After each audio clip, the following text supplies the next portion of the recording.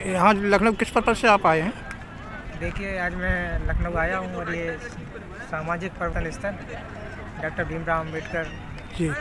का ये स्थल है। ये गोमती नगर में स्थित है। मूलतः ये एरिया हजरतगंज के बिल्कुल करीब है और गोमती नदी के बिल्कुल तट के किनारे बसा है। बताइए कि देश की एकता अखंडता के बारे में आप क्या कहना चाहते हैं? देखिए, ये बहुत ही अच्छा आपका सवाल है। वर्तमान में देश की जो एकता और अखंडता की बात की है आपने, तो इसके लिए हम यही कहेंगे कि आज देश में जो भी सबसे बड़ा अखंडता का कारण यही है कि तो राजनीतिक कारण एक सामाजिक कारण है। तो राजनीतिक कारण ताना बाना हमारा इसलिए टूटा आज बहुजन समाज में जो भी जी। राजनीतिक दल है। जी जी हाँ, तो राजनीतिक दल विभिन्न जातियों, विभिन्न परिवार, विभिन्न वंश जी हैं, जबकि हमारी राजनीतिक एकता तभी संभव है जब हम जी एक व्यक्ति, एक परिवार, एक जात, जी एक वंश की क्षेत्रवाद, ये सब चीज़ें नहीं होनी चाहिए है। जी जी ये देश लोकतांत्रिक है और लोकतांत्रिक देश में लोकतांत्रिक राजनीति भी होनी चाहिए। लोकतांत्रिक राजनीति तभी संभव है जब किसी संगठन में एक व्यक्ति प्रमुख ना होकर संगठन प्रमुख हो। जी जी और संगठन प्रमुख तभी होगा जब उसमें बूथ अध्यक्ष से लेकर राष्ट्रीय अध्यक्ष तक विभिन्न जातियों के, विभिन्न समुदायों के, विभिन्न धर्मों के लोग जी। को समान अवसर मिलेगा, योग्यता अनुसार अवसर मिलेगा है। जी जब सभी को योग्यता अनुसार अवसर मिलेगा तो विभिन्न जातियों के लोग भी जुड़ेंगे हैं जी। और वो क्षेत्रीय दल ना रहकर राष्ट्रीय स्तर तक उसका फैलाव होगा। जब राष्ट्रीय स्तर तक तभी फैलाव होगा ना, जैसे मुझे लगेगा कि आज किसी राजनीतिक दल में किसी पार्टी का अध्यक्ष बिहार का है, कभी उसी पार्टी में उत्तर प्रदेश का हो जाए, कभी जी। उसी पार्टी में मध्य प्रदेश का हो जाए, जी, कभी जी। विभिन्न जाति का हो जाए, कभी विभिन्न धर्मों का हो जाए, विभिन्न समुदायों का हो जाए, जी। तभी तो वो व्यक्ति वो संगठन लोकतांत्रिक कहा जाएगा। नहीं, बिल्कुल। हाँ, जब संगठन लोकतांत्रिक होगा तब विकास होगा, सभी जातियों का जी, जी। विकास होगा धीरे धीरे। तो हमारा यही कहना है कि राष्ट्रीय एकता और अखंडता के संबंध में जब भी हम सब लोगों को आपस में प्रेम भावना, समता, समानता से सब लोगों को देखेंगे, एक ही नज़रिए से देखेंगे सभी को, जी। तभी हम लोगों में आपसी प्रेम भावना, बंधुत्व, सद्भावना, ये सब चीज़ें देखने को मिलेंगी। अच्छा, एक सवाल और मैं करना चाहता हूँ कि शिक्षा, जो ग्रामीण क्षेत्र की शिक्षा है, उसकी जो गुणवत्ता है या मान लीजिए रुझान है, वो लोगों का क्यों हट रहा है और प्राइवेट जो सेक्टर है उनकी तरफ क्यों जो है बढ़ रहा है? देखिए, शिक्षा का के ऊपर हमारा ये कहना है कि आज जो वर्तमान सरकार है वो शिक्षा के लिए मतलब कोई स्थायी कदम नहीं उठा रही है। सबसे बड़ी दिक्कत यही है कि अगर सरकार चाहे जी। तो हर काम हो सकते हैं। अभी देखिए, कुछ दिन पहले नोटबंदी हुआ था, पूरे देश में नोटबंदी हो गई कि नहीं? जी। अगर सरकार चाहे कि हम पूरे देश में एक समान शिक्षा कर देंगे, प्राइवेट स्कूल में या सरकारी स्कूल में अच्छी जी। शिक्षा करने, सरकार कर सकती है। जी। लेकिन ये सरकार करना नहीं चाहती है, क्योंकि सरकार चाहती है कि अगर वंचित समाज के, गरीब तबके के लोग शिक्षित हो जाएंगे तो ये सवाल करने लगेंगे है। जब सवाल करने लगेंगे तो ये शासन सत्ता में आएंगे, हमारी सीट कुर्सियों पे बैठेंगे। यही एजेंडा है कि इन लोगों को शिक्षा, हाँ, गैर बराबरी की शिक्षा रखना चाह रहे हैं। अगर बराबरी की सभी को एक समान शिक्षा कर देंगे तो सभी व्यक्ति मजबूत हो जाएंगे, सभी लोग पढ़े लिखे हो जाएंगे। का एक मुद्दा और है, अगर शासन शिक्षा अच्छी होगी तो लोगों को रोजगार भी मिलेगा है। जी। और सरकार के पास रोजगार नहीं है, जबकि सरकार चाहे तो पूरे देश में रोजगार पैदा कर सकती है। जी। मानसिक, आपका कहना डॉक्टर साहब का सही है, वो मानसिक रूप से गुलाम बनाना चाहती है, विकलांग बनाना चाहती है लोगों को, कि लोग उसी में पढ़े रहें। अगर ये हम कहते हैं प्राइवेट स्कूल की शिक्षा सुधार दें, उनको चाहें तो एक आदेश पारित कर दें तो अच्छी शिक्षा ना होने लगे। बताइए, लोग क्यों प्राइवेट स्कूल में पढ़ाएंगे? कोई नहीं चाहता कि मेरा बच्चा भी 50,000 रुपये दे के पूरी साल का वो पढ़ाए जी। है। जब प्राइवेट स्कूल में टीचर ही नहीं है, सबसे बड़ी दिक्कत तो टीचर नहीं है। जब एक 5 तक विद्यालय, उसमें 2 टीचर हैं, उसके किसी को चुनाव का काम दे दिया, किसी को कुछ काम दे दिया, इससे ये ऐसी शिक्षा थोड़ी प्रदेश की सुधर जाएगी। जी। तो सरकार को चाहिए, मतलब जहाँ जहाँ विद्यालय खुले उनमें कम से कम 1 से 5 तक अगर विद्यालय तो 5 टीचर कम से कम होना चाहिए।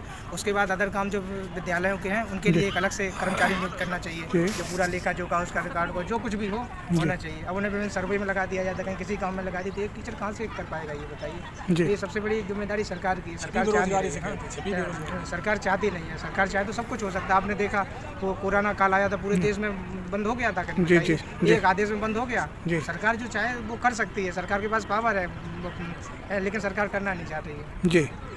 अच्छा, अब एक सवाल और मैं पूछ रहा हूँ कि आपके जैसे कि परिवहन विभाग है जी जी और बिजली विभाग है, जी। दोनों को ये प्राइवेट सेक्टर में दे रहे या फिर उसको बेच रहे, इससे क्या लाभ होगा? हानि होगी या लाभ? देखिए, अभी तक जितने भी विभाग गवर्नमेंट ने बेच दिए, BSNL बेच दिया, बहुत सारी चीज़ें, बहुत और भी विभाग बेच दिए, सब प्राइवेटेशन किया, रेलवे का भी किया, एयरपोर्ट का भी किया था, है, अंबानी अडानी के यहाँ, तो ये सब बेच दिया, तो इससे कहीं ना कहीं नुकसान ही है। क्योंकि हमारी सरकारी संपत्तियाँ बेची जा रही है, प्राइवेट के हाथों में जा रहा है, तो उसका मुनाफा सीधा उनको हो रहा है ना, बड़े बड़े पूंजीपतियों, गरीब जनता को थोड़ी कुछ लाभ मिल रहा है इससे। अगर जी। सरकारी सेक्टर का कोई काम होता है तो गरीब वो उस हिसाब से उसमें नीतियाँ लागू की जाती, सभी जो निचले वर्ग को उसको भी समान लाभ मिल सके उस चीज़ का। जी। हाँ, जब ये चीज़ें एक व्यक्ति के उसमें पहुँच जाएगी तो वो तो तानाशाही करेगा ना। जी। आज एक बार देखिए जियो सिम आई थी सबसे पहले, जी। उदाहरण के तौर पे दे दी, तो एक बार उसने पूरे देश में फ्री सिम बंटवा दी कि जी। जियो का मतलब प्लान रहेगा 1 महीना बिल्कुल फ्री, मतलब तो लोगों ने, पूरे देश के लोगों ने मतलब जियो सिम खरीद ली। आज जियो का रिचार्ज देख लीजिए आप कितना महंगा है। निरंकुश शासन मतलब ये है कि एक थोड़ा छोटा सा लालच देके पूरे देश को उस चीज़ की लत लगाना चाहते हैं। हाँ, तो आप अभी देखिए कुछ दिन पहले ये उज्ज्वला योजना इन्होंने निकाली है। उज्ज्वला योजना उन्होंने 0 बैलेंस पे मतलब बिना पैसे के गैस सिलेंडर पूरे देश में दे दिया। पहले गाँव की महिलाएं थी, लकड़ियों से, चूल्हे से सबसे खाना बना लेती थी। अब वो उनको सिलेंडर उन्होंने दे दिया, फ्री बिल्कुल दे दिया। लेकिन अब सिलेंडर की स्थिति क्या है, वो 400 का सिलेंडर मिलता था, आज 1200 का मिल रहा है। तो उनकी कथनी और करनी में बहुत अंतर है। ये कहते हैं बड़े बड़े मंचों में भाषण देते कि हम देखो एक समान शिक्षा देंगे, लेकिन ये कहने कथनी और करने में इनका बहुत बड़ा अंतर है। अच्छा, ये बताइए कि जो ये निजी हाथों में आप बेच रहे हैं, तो इस पर बेरोजगारी पे इसका क्या असर पड़ेगा? कुछ पड़ेगा कि नहीं पड़ेगा? आप दीजिए। रोजगारी बहुत असर पड़ेगा इसका। गरीब आदमी गरीब होता चला जा रहा है, पैसे वाला होता चलेगा, गरीब का बच्चा नहीं पढ़ पाएगा, उसे मानसिक रूप से गुलाम बनाया जा रहा है, उसकी शिक्षा खत्म की जा रही है। जी। समझ रहे? दिन पर दिन जो है बड़े बड़े जो कॉलेज बनाए जा रहे हैं उनमें फीस बढ़ाई जा रही है लोगों की। छात्र उसमें छात्र पढ़ नहीं सकते। गरीब एक किसान का बेटा, मजदूर का बेटा उसमें पढ़ सकता है कि नहीं पढ़ सकता है।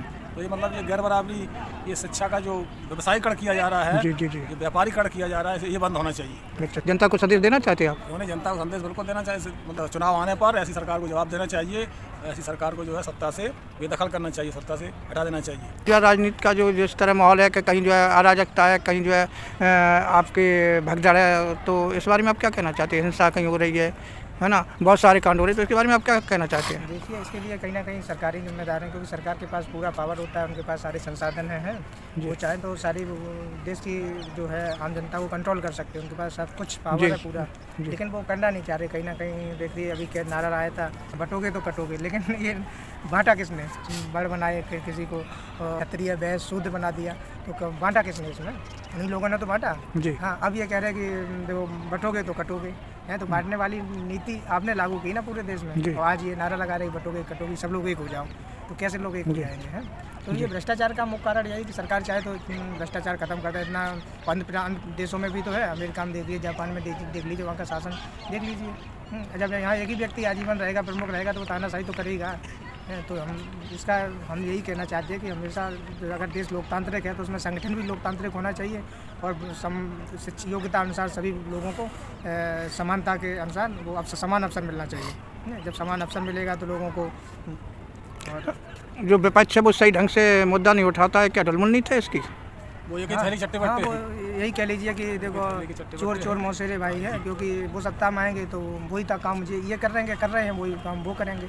तो वो एक ही बात है कि एक ही चट्टे के थैली के चट्टे बट्टे हैं ये लोग। आपसे बात करके बड़ा अच्छा लगा, और आगे हो सकता है फिर हम आप सभी मिलके कोई ना कोई जो है बातें करेंगे। धन्यवाद।